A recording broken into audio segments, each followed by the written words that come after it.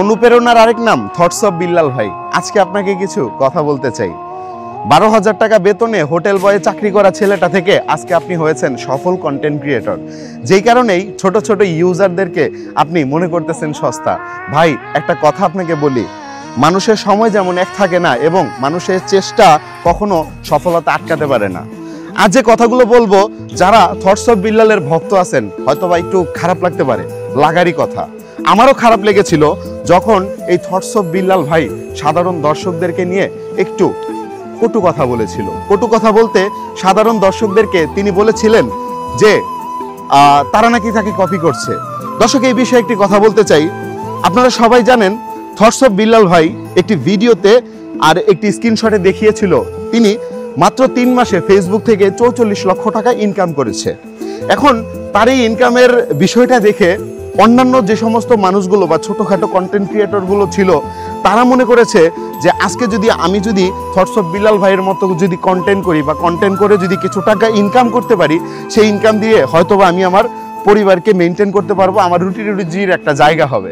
কিন্তু সেখানে thoughts of Billal ভাই একদম স্পষ্টভাবে জানিয়ে দিয়েছেন যে তাকে কপি করা থেকে বিরত থাকেন এবং তার ভিডিও নিয়ে যদি কেউ ভার্চুয়াল কোনো মাধ্যম বা সোশ্যাল মিডিয়া ফেসবুক ইউটিউবে আপলোড করে, সেক্ষেত্রে সে ডিরেক্ট কপিরাইট স্ট্রাইকও মারতেছেন।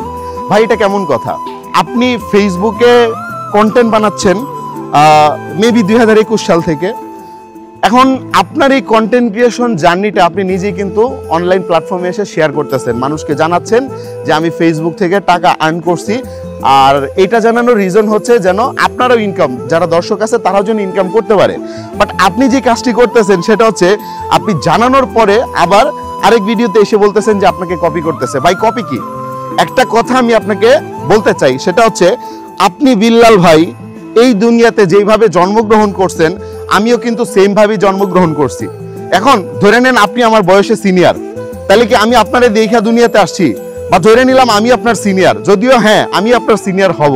এখন কথা হচ্ছে আমি আমার মায়ের গর্ভ থেকে যেভাবে দুনিয়াতে আসছি, আপনিও তো সেমভাবে আসছেন, তাহলে কি আপনি আমারে কপি করছেন?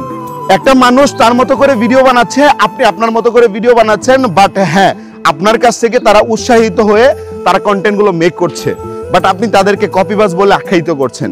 তারাই তো আপনার দর্শক, তাদের কারণেই তো আজকে আপনি থটস অফ বিল্লাল। ভুলে গেলেন ভাই, অতীত ভুলে গেলে চলবে না। সে একটা ভিডিওতে বলছে যে অনুপ্রেরণার আরেক নাম থটস অফ বিল্লাল ভাই। ভাই কিন্তু কাউরে কপি করতে বলে নাই। 44 লক্ষ টাকা 3 মাসের ইনকাম, সেই ইনকাম দেখে আপনারা যারা শুরু করছেন কন্টেন্ট ক্রিয়েশন, ঠিক আছে, আমি এটা বলবো তাদের কি যেন লোভনীয় বাসন। ভাই একটা কথা বলতে চাই, এখানে লোভের কিছু না। কন্টেন্ট ক্রিয়েশনে যখন আপনি আসছেন, আপনিও লোভেই আসছেন, টাকা ইনকাম করতে আসছেন। আমি হৃদয় হাসান, আমার মুখ থেকে কখনো আমার দর্শকেরা কখনো শুনে নাই যে আমি ফেসবুক থেকে কোন মাসে কয় টাকা ইনকাম করছি। আপনি বিল্লাল জানাইছেন সবাইকে যে আপনি ফেসবুক থেকে 3 মাসে এত টাকা ইনকাম করছেন। হ্যাঁ, তাহলে আপনি যেহেতু ইনকাম করতে পারছেন, আপনার মতো দেখে দেখে যদি আপনার মতো কন্টেন্ট বানায় যদি কেউ ইনকাম করতে পারে, তাতে আপনার ক্ষতি কি? ভাই এটা তো আপনার জন্য আর একটা গর্বজনক বিষয় যে আপনার কাছ থেকে কন্টেন্ট দেখে উৎসাহিত হয়ে মানুষ কন্টেন্ট বানায় নিজের একটা রুটির জায়গা তৈরি করছে। সেখানে আপনি তাদেরকে উৎসাহিত না করে তাদেরকে আপনি বলতেছেন যে ভাই কিন্তু কাউরে কপি করতে বলে নেই, মানে কপিবাজ বলতেছেন সবাইকে। রিসেন্টলি কিছু ভিডিও দেখলাম এবং আমাদেরকে হোয়াটসঅ্যাপে কিছু মানুষজন পাঠাইলো যে থটস অফ বিল্লাল ভাই নাকি মানুষকে রীতিমতো এখন কপিরাইট স্ট্রাইক দেওয়া শুরু করছে। তো একজন আমাকে বললো যে ভাই আমি শুধু তার ভিডিওটা ডাউনলোড করে আমি একটা রিয়াকশন ভিডিও করছি, এটার কারণে আমাকে 2-3টা কপিরাইট স্ট্রাইক মারছে। ভাই আপনার কাছে একটা রাইট ম্যানেজার আছে দেখে আপনি কপিরাইট স্ট্রাইক মারতেছেন, এটা কি মানে যৌক্তিক? আপনি কি একজন কন্টেন্ট ক্রিয়েটর হিসেবে আপনার কি মনে হয় যে এটা আপনি ঠিক করছেন? ভাই আমাদের কন্টেন্ট নিয়ে হাজার হাজার মানুষ আপলোড করছে।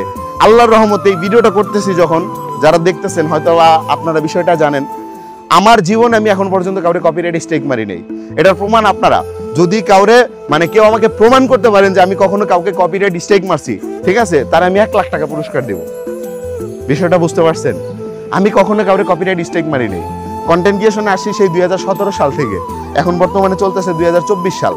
আজ পর্যন্ত কেউ হাজার হাজার কন্টেন্ট আছে আমাদের ভাইরাল কন্টেন্ট, যেগুলো ভিউ হচ্ছে 20 মিলিয়ন, 30 মিলিয়ন, 40 মিলিয়ন, 100 মিলিয়নের ঘর কিন্তু আমি পূরণ করছি। আমি হৃদয় হাসান বলতে পারি যে 100 মিলিয়নের ভিডিও এখনো আমার আছে। আজ পর্যন্ত কাউরে কপিরাইট মারি নাই ভাই।